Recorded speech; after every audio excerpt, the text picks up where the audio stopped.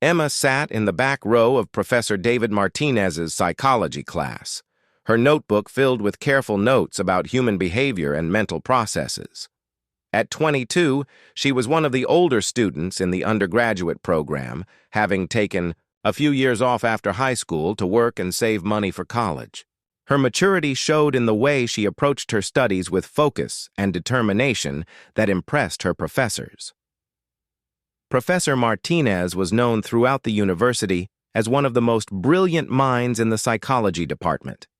At 38, he had already published several research papers and was working on a book about cognitive behavioral therapy. Students respected him for his deep knowledge and engaging teaching style. He had a way of making complex psychological concepts seem simple and relatable. Emma had always been drawn to psychology, fascinated by what made people think and act the way they did. She had experienced her own struggles with anxiety during her teenage years and wanted to help others who faced similar challenges. Professor Martinez's class on abnormal psychology was exactly what she needed to understand the human mind better. During the first few weeks of the semester, Emma noticed that Professor Martinez seemed to pay special attention to her contributions during class discussions. He would nod approvingly when she spoke and sometimes asked follow-up questions that showed he valued her insights. Emma felt proud that her professor recognized her dedication to the subject. After one particularly engaging class about anxiety disorders, Professor Martinez approached Emma as she was packing her books. "Miss Johnson, I was impressed by your questions today about exposure therapy," he said with a warm smile. "Have you considered pursuing graduate studies in clinical psychology?" Emma felt her cheeks warm with the compliment. "I've thought about it, but I'm not sure if I'm qualified enough," she replied honestly. "You have excellent analytical skills and genuine empathy," Professor Martinez continued. "Those are essential qualities for a good therapist. If you're interested, I could provide some guidance on graduate school applications and research opportunities." Emma's eyes lit up. Having a respected professor willing to mentor her felt like an incredible opportunity. "That would be amazing, Professor Martinez. I would really appreciate any advice you could give me." "Please call me David when we're discussing your academic future," he said. "Why don't you stop by my office hours next week? We can talk more about your goals and how to achieve them." Emma agreed eagerly and left the classroom feeling more motivated than ever about her future in psychology. She had worked so hard to get to this point in her education, and having a professor believe in her potential meant everything. Over the next few weeks, Emma began visiting Professor Martinez's office regularly. Their conversations started with discussions about graduate programs and research methods, but gradually became more personal. He asked about her background, her family, and her experiences with anxiety. Emma appreciated having someone who understood the field listen to her story without judgment. Professor Martinez shared some of his own journey in psychology, telling Emma about the challenges he had faced as a graduate student and early in his career. He explained how difficult it could be to balance research with teaching responsibilities, and how important it was to have support from mentors and colleagues. "You remind me of myself when I was starting out," he told Emma during one of their meetings. "You have that same hunger to understand human behavior and help people heal." Emma felt flattered by the comparison. She had always admired Professor Martinez's expertise and the respect he commanded from other faculty members. To think that he saw similar potential in her was both exciting and overwhelming. As the semester progressed, their office meetings became longer and more frequent. Professor Martinez began suggesting that Emma call him David, even during class. He would make subtle comments about her appearance, complimenting her intelligence and maturity in ways that felt different from how he interacted with other students. Emma started to feel uncomfortable with some of the attention, but she pushed those feelings aside. She told herself that she was being overly sensitive and that Professor Martinez was simply being a good mentor. After all, he was helping her plan for graduate school and providing valuable guidance about her future career.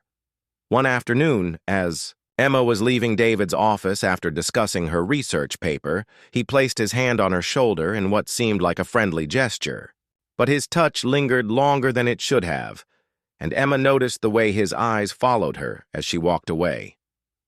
That evening, Emma found herself questioning the interaction. She had experienced inappropriate behavior from men before and had learned to trust her instincts. But this was different because it involved her professor, someone she respected and whose approval she needed for her academic success. Emma decided to talk to her roommate Sarah about her concerns. Sarah listened carefully as Emma described the increasingly personal nature of her meetings with Professor Martinez and his comments about her appearance and maturity. That doesn't sound right to me," Sarah said with concern. "Professors aren't supposed to make personal comments about students like that. And the touching thing is definitely crossing a line." Emma felt conflicted. Part of her knew Sarah was right, but another part of her worried that she was misinterpreting Professor Martinez's behavior. He was helping her with her career goals, and she didn't want to jeopardize that relationship by being overly suspicious. "Maybe I'm just reading too much into it," Emma said uncertainly. "He's been really helpful with my graduate school plans." Sarah shook her head. "Good mentors can help you without making you feel uncomfortable. Trust your gut, Em. If something feels wrong, it probably is." Despite Sarah's warning, Emma continued attending her regular office meetings with Professor Martinez. She told herself that she could handle the situation and that the academic benefits outweighed her discomfort. She needed his recommendation letter for graduate school applications, and she didn't want to damage that opportunity by confronting him about behavior that might have been innocent. But deep down, Emma knew that the dynamic between them was changing in ways that made her increasingly uneasy. She just wasn't sure what to do about it yet. The situation escalated during Emma's midterm exam period. She had been working late in the psychology building's study room when Professor Martinez appeared in the doorway around 9 in the evening. The building was mostly empty, with only a few dedicated students scattered throughout the various floors. "Emma, I thought I might find you here," David said, stepping into the small study room. "You've been working so hard lately. I wanted to check on how you're handling the stress." Emma looked up from her textbook, surprised to see him. "Oh, hi, Professor Martinez. I'm just reviewing for tomorrow's exam. I want to make sure I'm prepared." David moved closer to the table where Emma was sitting, his presence seeming to fill the small space. "You know, you don't have to be so formal with me when we're alone. We've developed quite a good working relationship over these past few months." Something in his tone made Emma shift uncomfortably in her chair. The way he emphasized the word alone sent a chill down her spine. She glanced toward the door, suddenly very aware of how isolated they were in the empty building. "I've been thinking about your graduate school applications," David continued, settling into the chair next to Emma instead of across from her. "I could really help accelerate your chances of acceptance if we work more closely together. Perhaps we could meet outside of office hours, maybe over dinner, to discuss your research interests in a more relaxed setting." Emma's heart began to race. The suggestion of dinner felt like it crossed a clear boundary between professor and student. She had heard stories from other students about faculty members who took advantage of their power, but she had never imagined herself in such a situation. "I appreciate the offer, but I think our regular office meetings are sufficient," Emma replied, trying to keep her voice steady. She began gathering her books, hoping to signal that she wanted to leave. David placed his hand over hers, preventing her from picking up her notebook. "Emma, you're a very special student. I don't offer this kind of mentorship to everyone. I think you could benefit from a more personal approach to your academic development." The way he said personal made Emma's skin crawl. She pulled her hand away and stood up quickly, clutching her books to her chest like a shield. "I should get home. It's getting late." "Of course," David said, but his smile didn't reach his eyes. "Just think about what I said. I'd hate for you to miss out on opportunities because you were too cautious." Emma hurried out of the study room and practically ran to her car. Her hands were shaking as she fumbled with her keys, and she kept checking her rearview mirror as she drove home, half expecting to see Professor Martinez following her. When she arrived at her apartment, Sarah immediately noticed her distressed state. Emma collapsed onto their couch and finally told her roommate everything that had happened, including the uncomfortable touches and inappropriate comments she had been trying to dismiss. "Emma, this is sexual harassment," Sarah said firmly. "He's using his position of power to pressure you. You need to report this." Emma shook her head frantically. "I can't. He hasn't actually done anything that I could prove. It would be his word against mine, and he's a respected professor." "Who's going to believe me?" Sarah sat down next to her friend. "Other people will believe you because you're telling the truth. And I bet you're not the first student he's done this to." The thought that Professor Martinez might have targeted other students made Emma feel sick. She had been so focused on her own situation that she hadn't considered the possibility that his behavior was part of a pattern. Over the next few days, Emma tried to avoid Professor Martinez as much as possible. She sat in the front row during class to make it harder for him to single her out, and she stopped attending his office hours. She hoped that her distant behavior would signal that she wasn't interested in his inappropriate advances. But Professor Martinez didn't take the hint. Instead, he began finding other ways to corner Emma. He would wait for her after class, blocking her path to the door while other students filed out. He sent her emails marked as urgent that contained nothing but requests for private meetings to discuss her academic progress. The most disturbing incident occurred when Emma went to the department office to submit a paper. Professor Martinez emerged from the copy room just as she was leaving and guided her into an empty classroom, his hand on her lower back in a way that felt possessive. "Emma, I've noticed you've been avoiding me lately," he said, closing the door behind them. "I hope you're not having second thoughts about our mentoring relationship. I would hate for that to negatively impact your grades or your graduate school recommendations." The threat was subtle, but unmistakable. Emma realized that Professor Martinez was using his authority over her academic future to pressure her into accepting his inappropriate behavior. The power imbalance made her feel trapped and helpless. "I've just been busy with other classes," Emma managed to say, though her voice sounded weak even to her own ears. David stepped closer, invading her personal space in a way that made Emma's heart pound with fear rather than attraction. "I think we should schedule some one-on-one tutoring sessions. I could come to your apartment, or you could visit my home office. We could work without the distractions of campus." Emma felt panic rising in her chest. The suggestion of meeting at either of their homes crossed every possible professional boundary.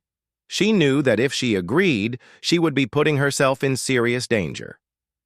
"I really need to get to my next class," Emma said, moving toward the door. Professor Martinez caught her arm, his grip firm enough to stop her, but not hard enough to leave a mark. "Emma, I hope you understand how much I'm trying to help you. It would be unfortunate if you threw away such a promising future because of misguided reservations." Emma pulled free from his grasp and practically fled the classroom.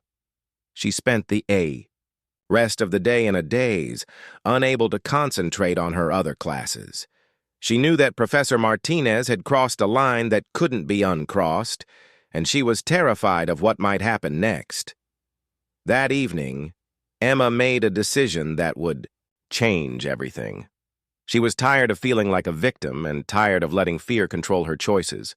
She wasn't going to let Professor Martinez destroy her education or potentially harm other students. She opened her laptop and began documenting every inappropriate interaction she could remember, writing down dates, times, locations, and exact quotes whenever possible. If she was going to fight back against Professor Martinez's abuse of power, she was going to do it the right way. Emma spent the entire weekend creating a detailed timeline of Professor Martinez's inappropriate behavior.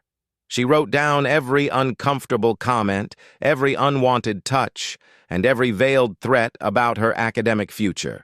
Seeing it all laid out on paper made her realize just how systematic his harassment had been. Sarah helped Emma research the university's policies on sexual harassment and academic misconduct. They discovered that the school had specific procedures for reporting faculty members who abused their positions of authority. The process was designed to protect students while ensuring fair treatment for all parties involved. "Look at this," Sarah said, pointing to a section of the student handbook. "It says that students can report incidents to the Title IX office, the dean's office, or campus security. They also have an anonymous hotline for people who want to report but aren't ready to file a formal complaint." Emma read through the information carefully. She learned that the university took these matters seriously and had trained investigators who specialized in handling cases of faculty misconduct. There were also protections in place to prevent retaliation against students who filed reports. "I'm scared," Emma admitted to Sarah. "What if they don't believe me?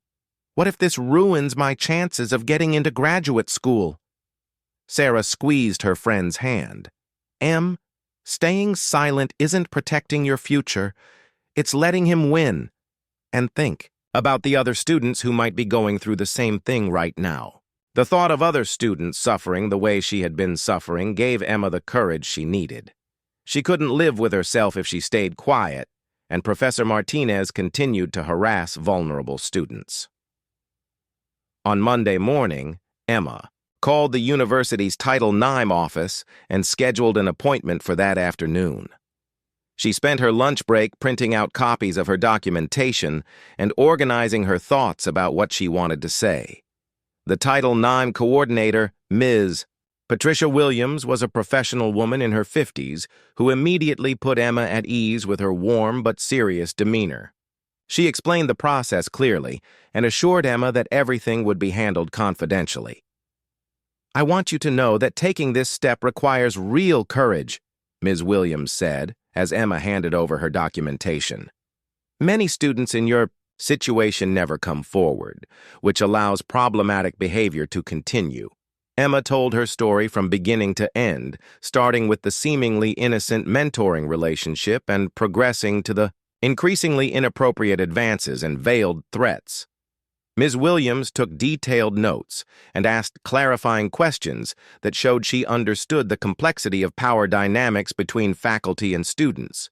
"Based on what you've told me, Professor, Martinez appears to have violated several university policies regarding appropriate faculty-student relationships," Ms. Williams explained.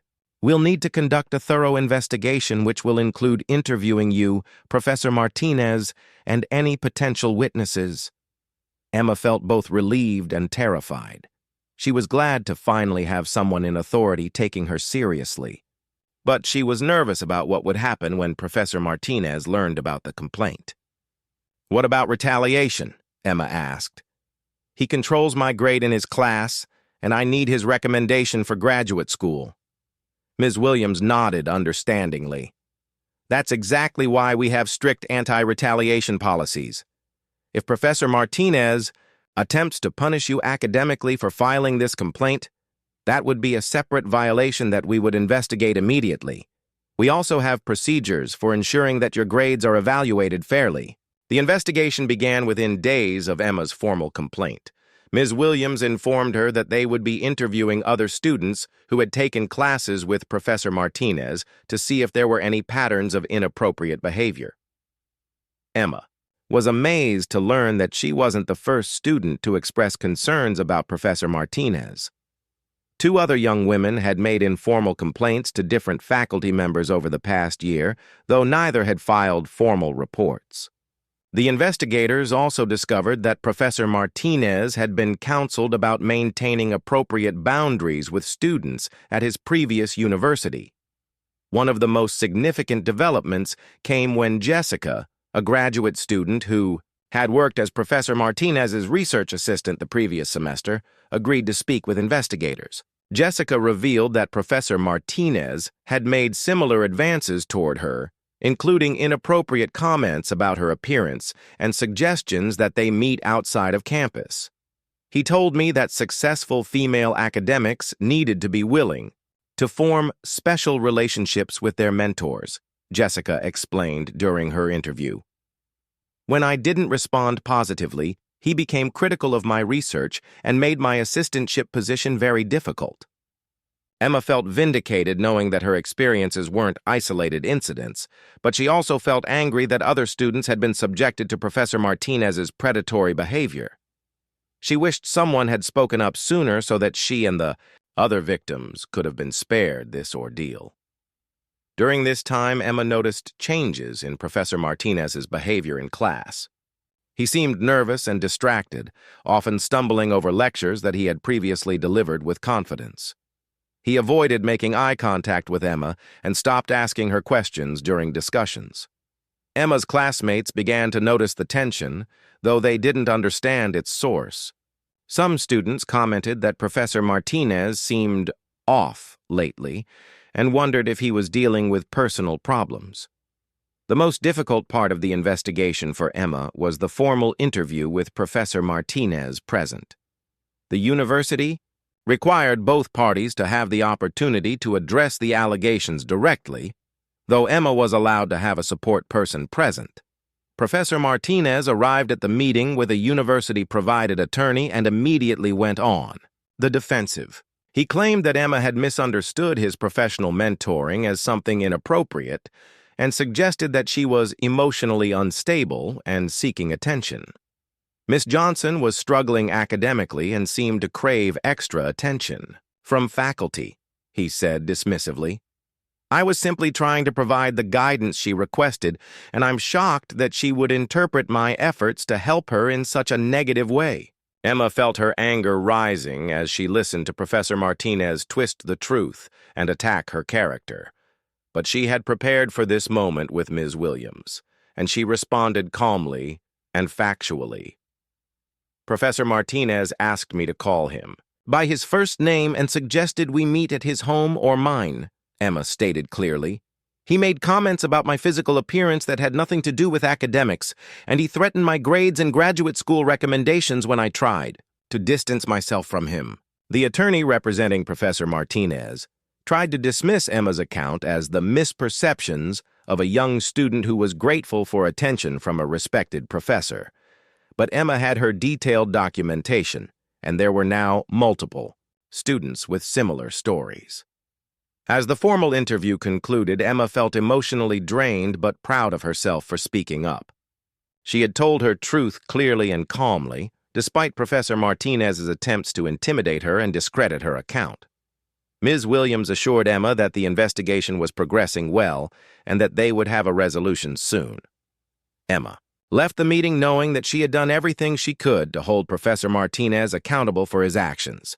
The next phase would determine whether the university would take meaningful action to protect students and send a clear message that faculty misconduct would not be tolerated.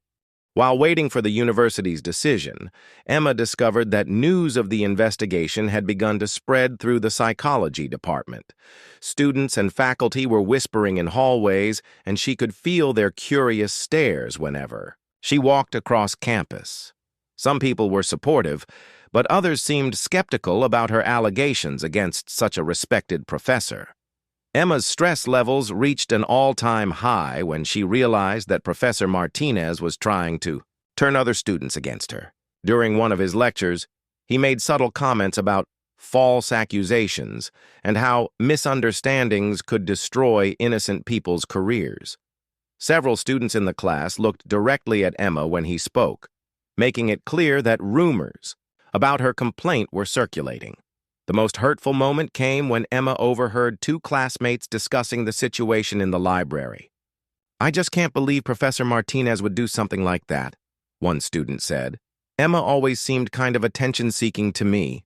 Maybe she's making this up because she's failing his class. Emma felt tears burning her eyes as she heard her character being attacked by people who didn't even know the full story. She wanted to confront them and defend herself, but Ms. Williams had advised her to avoid discussing the case while the investigation was ongoing. Sarah found Emma crying in their apartment that evening and immediately sat down to comfort her friend. I know this is hard, Em, but you're doing the right thing. Some people are going to doubt you because it's easier than facing the truth about someone they admired. Emma wiped her eyes and looked at Sarah with determination. I'm not going to let him destroy my reputation. If he wants to play games, I can play too. The next morning, Emma made a decision that would change the entire dynamic of the situation. Instead of hiding in shame and allowing Professor Martinez to control the narrative, she decided to take her story public in a way that would force people to pay attention. Emma had always been good at writing, and she had gained some experience with social media through her part-time job at the university's marketing department. She realized that she could use these skills to share her story and potentially encourage other victims to come forward. Emma created a detailed blog post about her experiences with Professor Martinez, being careful not to violate any university policies about ongoing investigations. She focused on the pattern of behavior and the power imbalance that made it difficult for students to speak up about faculty misconduct. She titled her post, "Why I Spoke Up, A Student's Story of Academic Sexual Harassment," and published it on a popular student blog platform. Within hours, the post had been shared dozens of times across social media. The response was immediate and overwhelming. Emma received messages from current and former students who shared their own experiences with inappropriate faculty members. Some had stories about Professor Martinez specifically, while others described similar situations with different professors. One message particularly moved Emma. It came from a student named Maria who had graduated 2 years earlier. "Professor Martinez did the same thing to me," Maria wrote. "I was too scared to report it because I needed his recommendation for law school. Thank you for being brave enough to speak up. I wish I had been as strong as you are." Emma realized that her blog post had opened floodgates of conversation about a problem that had been hidden in silence for too long. Students were finally talking openly about faculty misconduct and supporting each other instead of suffering alone. The university administration was forced to respond to the growing attention on social media. The president issued a statement reaffirming the school's commitment to providing a safe learning environment and promising that all allegations of faculty misconduct would be thoroughly investigated. Professor Martinez's attorney contacted Ms. Williams to complain about Emma's blog post, claiming that it was prejudicing the investigation and damaging his client's reputation. But Emma had been careful to stick to facts and her own experiences without making accusations that couldn't be proven. The increased scrutiny also led to an unexpected development. Dr. Rebecca Chen, a psychology professor at another university, reached out to Emma after reading her blog post. Dr. Chen revealed that Professor Martinez had been quietly asked to resign from his previous position due to similar allegations from multiple students. The university handled it internally and allowed him to find another job without disclosing the reasons for his departure, Dr. Chen explained during a phone call with Emma and Ms. Williams. "I thought students at his new institution should know the truth about his history.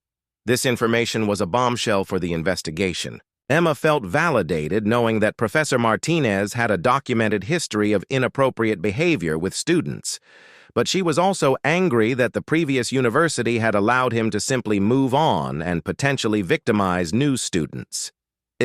Williams immediately contacted Professor Martinez's former employer to request copies of any documentation related to his resignation. The records revealed a pattern of behavior identical to what Emma and other students had described: inappropriate personal relationships, veiled threats about academic consequences, and abuse of power. Armed with this new evidence, the investigation moved quickly toward its conclusion. The university's disciplinary committee reviewed all the evidence and testimonies, including the newly discovered records from Professor Martinez's previous job. Emma was called in for a final meeting to review the committee's findings. Ms. Williams looked serious as she explained that the investigation had substantiated Emma's complaints and revealed a clear pattern of inappropriate conduct. The committee has found Professor Martinez guilty of sexual harassment, abuse of authority, and violation of professional ethics, Ms. Williams announced. They've recommended his immediate termination and a permanent ban from working at any university in the state system. Emma felt a mixture of relief and exhaustion wash over her. The process had been emotionally draining, but she had achieved what she set out to do, holding Professor Martinez accountable for his actions and protecting other students from similar treatment. But the victory came with costs. Emma had lost friendships with classmates who chose to believe Professor Martinez over her. She had endured months of stress and anxiety that had affected her grades in other classes, and she still had to figure out how to continue her education. Without the recommendation letter she had been counting on, Ms. Williams seemed to understand Emma's mixed emotions. I know this process has been difficult for you, but I want you to know that your courage in coming forward has made a real difference. Several other students have filed complaints against faculty members since your blog post went viral. I started a conversation that needed to happen.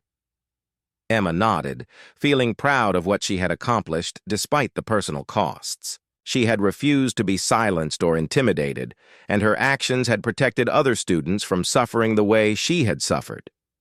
As she left the Title IX office for the final time, Emma realized that this experience had taught her something important about standing up for herself and others. She had discovered a strength she didn't know she possessed, and she was determined to use that strength to continue fighting for positive change. The news of Professor Martinez's termination spread through the university like wildfire. The administration sent an official email to all students and faculty announcing his immediate departure, citing serious violations of professional conduct, without providing specific details.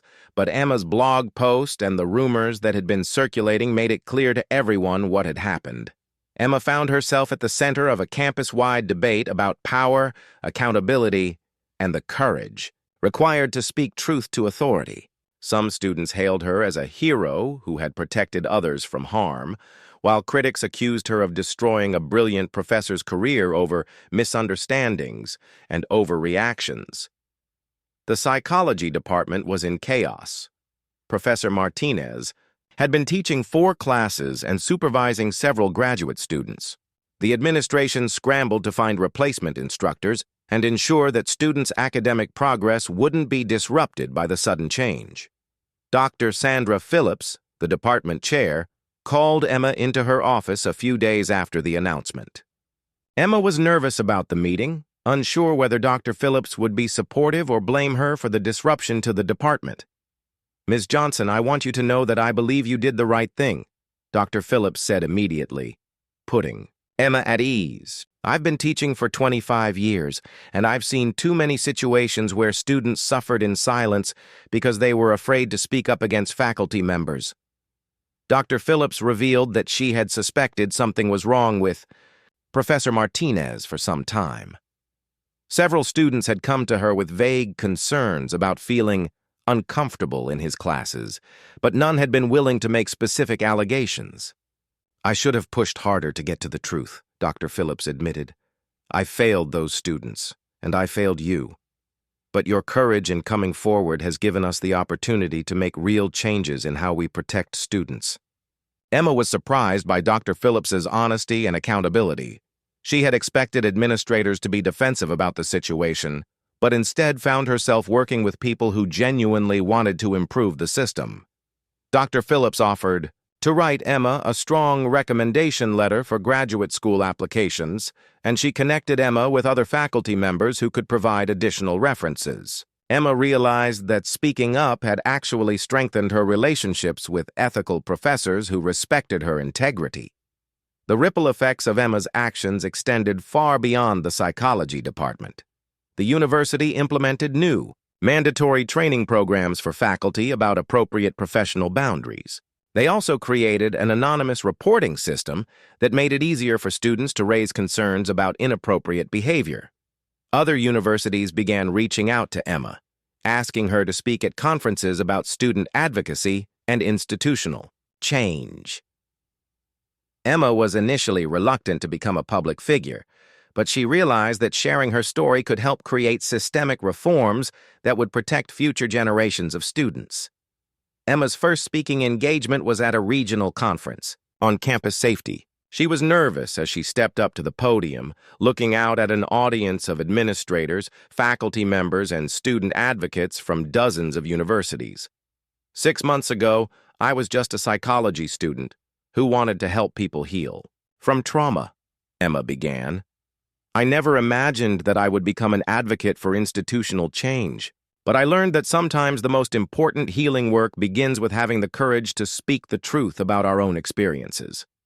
Emma told her story with powerful simplicity, focusing on the importance of believing survivors and creating systems that prioritize student safety over institutional reputation. She emphasized that her victory hadn't come easily or without cost, but that the alternative, staying silent, would have been far worse. The audience's response was overwhelming. Emma received a standing ovation and was approached by dozens of people who wanted to share their own stories or ask for advice about implementing reforms at their institutions. One conversation particularly moved Emma. A young woman named Ashley approached her after the presentation with tears in her eyes. "I'm going through something similar with my thesis advisor," Ashley whispered. "I've been afraid to say anything because I'm so close to graduating, but hearing your story makes me realize that I have to speak up. Not just for myself, but for the students who come after me." Emma hugged Ashley and gave her contact information for resources that could help. She realized that her decision to go public had created a network of support for students who were facing similar situations. Meanwhile, the fallout from Professor Martinez's case continued to unfold. The local newspaper picked up the story and began investigating other cases of faculty misconduct at universities throughout the region. Their reporting revealed a disturbing pattern of institutions quietly allowing problematic professors to resign and move to new jobs without disclosing the reasons for their departure. Emma was contacted by a reporter who was working on a comprehensive investigation into what they termed academic sexual harassment. The reporter wanted to interview Emma about her experiences and the broader systemic issues that allowed faculty misconduct to continue. Emma agreed to the interview, though she insisted on focusing on solutions rather than just problems. She talked about the need for better training, clearer policies, and stronger support systems for students who came forward with complaints. "The goal isn't to destroy people's careers," Emma explained to the reporter. "The goal is to create educational environments where everyone can learn and grow safely. That means holding people accountable when they abuse their power, but it also means providing education and support to help prevent these situations in the first place." The newspaper article was published as part of a week-long series on campus sexual harassment. Emma's story was featured prominently, along with interviews from other survivors and experts on institutional change. The series prompted legislative hearings about university accountability and led to new state requirements for reporting and investigating faculty misconduct. Emma was invited to testify at one of the hearings, where she advocated for stronger protections for student complainants and mandatory disclosure requirements for universities. Emma's testimony was compelling and articulate. She spoke about the importance of transparency in preventing serial predators from moving between institutions, and she emphasized that students shouldn't have to choose between their safety and their education. "When I first reported Professor Martinez's behavior, I was just trying to protect myself and my classmates," Emma told the legislators. "But I've learned that individual courage is most powerful when it's combined with institutional commitment to change. We need laws that require universities to prioritize student safety over their own reputations." The hearing room was packed, with students, parents, and advocates who had come to support the proposed legislation. Emma felt the weight of their hopes and expectations, but she also felt empowered by their solidarity. As she finished her testimony, Emma looked out at the audience and saw faces that reflected her own journey. Fear transformed into determination, pain channeled into purpose, and individual voices joining together to demand systematic change. Emma realized that her decision to speak up against Professor Martinez had been just the beginning of a much larger mission. She was no longer just a student seeking justice for herself. She had become a leader in a movement to transform higher education and protect vulnerable students everywhere. 2 years after Professor Martinez's termination, Emma was completing her final semester as an undergraduate with a remarkable academic record and acceptance letters from several prestigious graduate programs. Her experience had not derailed her educational goals, but had instead given her a deeper understanding of the psychology field she was entering. Emma chose to attend a graduate program that specialized in trauma counseling and institutional psychology. She wanted to understand not just how to help individual survivors of abuse, but also how to change the systems that allowed abuse to occur in the first place. Her acceptance into graduate school came with a full scholarship and a research assistantship, focused on power dynamics in educational settings. The professor who would supervise her research, Dr. Jennifer Walsh, had specifically sought Emma out because of her advocacy work and lived experience. Your perspective as both a survivor and an advocate will bring invaluable insight to our research, Dr. Walsh explained during their first meeting. We need people who understand these issues from the inside to help us develop more effective prevention and intervention strategies. Emma threw herself into her graduate studies with passion and purpose. Her research examined how universities could create cultural changes that prevented sexual harassment rather than just responding to it after it occurred. Her thesis project involved surveying hundreds of students across multiple universities to understand what factors made them feel safe to report inappropriate faculty behavior. The data revealed that students were most likely to come forward when they had strong peer support networks and when they trusted that institutions would take meaningful action. Emma also studied cases like her own to identify patterns in how predatory faculty members operated. She discovered that most serial harassers followed similar playbooks. They targeted vulnerable students, gradually escalated inappropriate behavior, and used their authority to silence victims through threats about academic consequences. Understanding these patterns helps us develop early warning systems, Emma explained during a conference presentation of her research. When we know what to look for, we can intervene before students are seriously harmed. Emma's work gained national attention from researchers, administrators, and advocacy organizations. She was invited to join a federal task force on campus sexual assault that was developing new guidelines for universities receiving federal funding. The task force work was challenging but rewarding. Emma found herself in rooms with some of the most powerful people in higher education, advocating for policies that would protect students like her younger self. She often thought about the scared 22-year-old who had sat in Professor Martinez's office, wondering if anyone would believe her story. One of Emma's proudest achievements was helping to create a national database that tracked faculty, members who had been disciplined for sexual misconduct. The system prevented the kind of job hopping that had allowed Professor Martinez to move between universities without consequences. Transparency protects everyone, Emma argued when some administrators worried about privacy concerns. Faculty members who maintain appropriate boundaries have nothing to fear from this system. It only affects those who have already violated their professional responsibilities. The database went live during Emma's second year of graduate school, and within months it had prevented several universities from hiring faculty members with histories of misconduct. Emma felt deep satisfaction knowing that her advocacy had created concrete protections for future students. Emma's personal healing journey continued alongside her professional advocacy.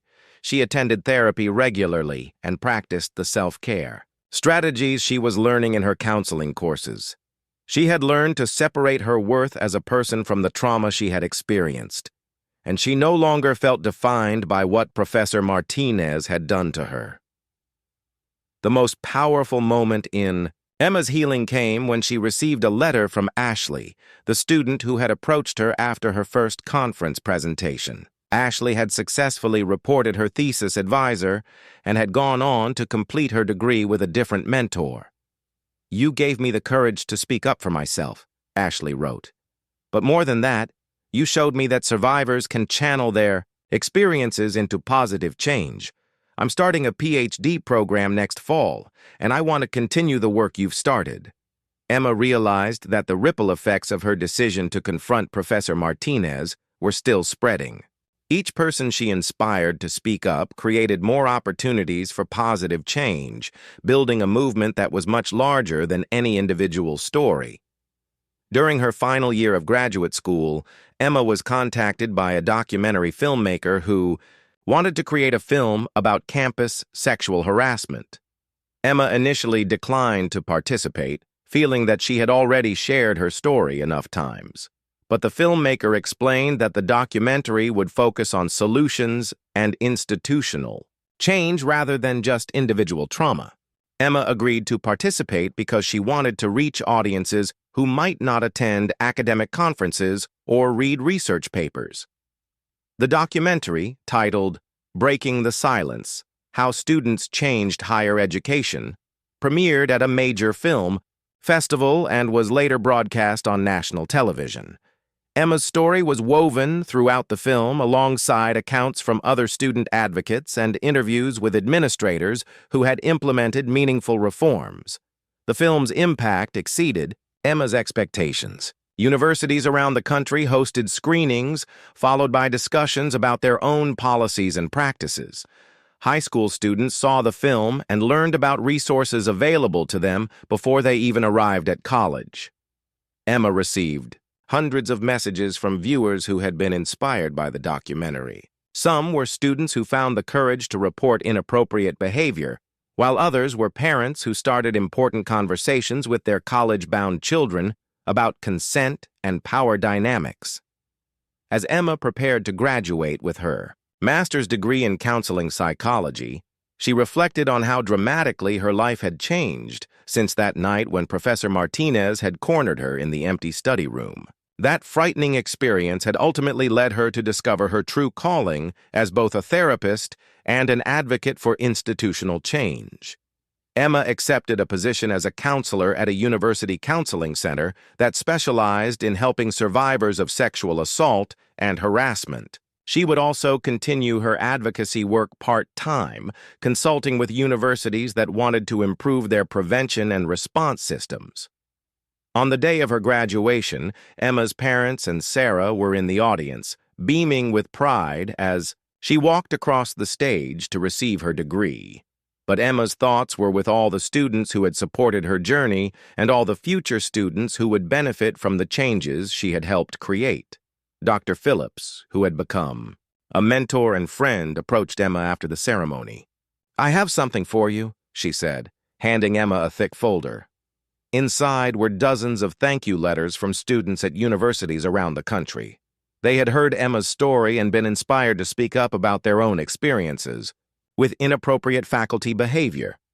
Each letter represented a victory against silence and a step towards safer educational environments. "You started something that can't be stopped," Dr. Phillips told Emma. "These students found their voices because you found yours first."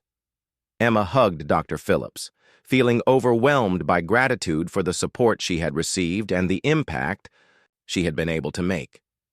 She thought about the scared young woman she had been and the confident advocate she had become.